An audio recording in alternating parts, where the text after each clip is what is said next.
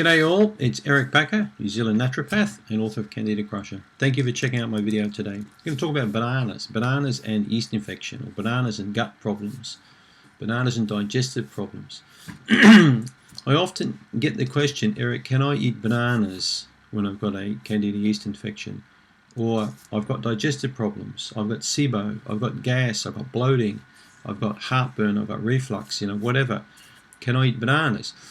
Well, bananas are one of the worst foods you can eat if you've got a digestive problem. I'm going to explain why. There are many reasons why they're not good. I just had an interesting look at the 30 Bananas a Day website, or this sort of raw vegan girl who says that she cured her, she got rid of her Candida on a high fruit diet.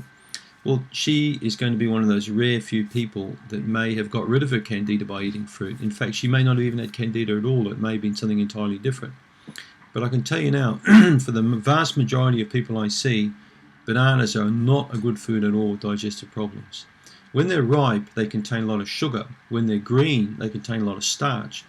So the sugar content of a banana varies considerably according to how ripe it is.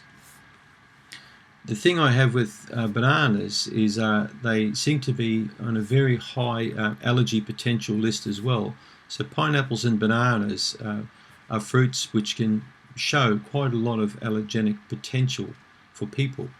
So if you've got leaky gut or suffer from dysbiosis or poor bacteria levels, and particularly if you've got any kind of issues with food allergies like milk, dairy allergies, gluten allergies, egg allergy, whatever kind of allergies, and you eat bananas as well, you're just going to throw another one on top of the pile. So you just create more problems than it's worth.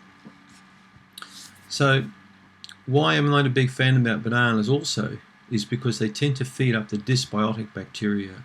All right. When you stop eating bananas, particularly if you're eating 1 or 2 per day, you'll find that your level of gas will go down. Right? They cause lots of bloating with people and gas.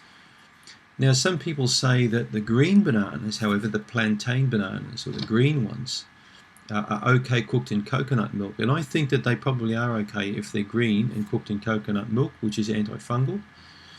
It's quite a good idea to try that out. If you find that you really want bananas, you crave them, try the green plantain bananas. These are not the green ones the yellow ones that we normally see in the fruit shop. Okay, people from Tonga and Samoa and the Pacific Islands know what plantain bananas are. They're quite common, and they will be commonly cooked up in coconut cream or milk, and often with fish as well. So this is quite a healthy food to have. There are certain fruits that you can have on the Candida Crusher diet, the diet that I've put together for people, just like you are watching this video. I find that green apples, Granny Smith apples, are usually quite okay to have. 1 per day is not usually a problem. I also find pomegranates good, and blueberries. And many people can get away with eating 1 kiwi fruit per day. However, the fruits that you need to be very careful of are things like grapes and melons, like the high sugar ones. Lots of fructose and sucrose can cause a lot of problems with various kinds of bad bacteria and dysbiotic bacteria in the bowel. I don't really think that they're a good prebiotic food either, many fruits like bananas, unless you've got good levels of beneficial bacteria in your gut. So if you eat a lot of fermented foods and cultured foods like kefir and a quality sour yogurt or kimchi, if you have foods like that in your diet regularly and you suffer minimal from bloating and gas, you probably could get away with banana, but then don't eat it too ripe. You need to experiment with bananas to see if they're good or bad for you. But I can tell you now, the majority of patients I've seen, and that includes thousands of people for many years, just feel like crap when they eat bananas when they've got digestive problems. And the old saying, bananas are like lead in the morning, like gold in the morning, silver with lunch, and lead at night. So if you are going to eat banana, try and have it with breakfast rather than with dinner at night. All right? I like bananas too, and I've got a healthy digestive system, and I find, particularly when I was in Australia, I used to grow a lot of bananas. They're delicious when they're picked just at the right stage and mixed with a bit of lemon juice and served up with some pineapple and passion fruit and other fruits in a fruit salad. But I tend to really keep away from bananas now because I live in New Zealand and they don't really grow them here. They import them, from South America and countries like that. And they pick them green and they ripe them with ethylene gas. I'm not a big fan of fruits that have been artificially ripened.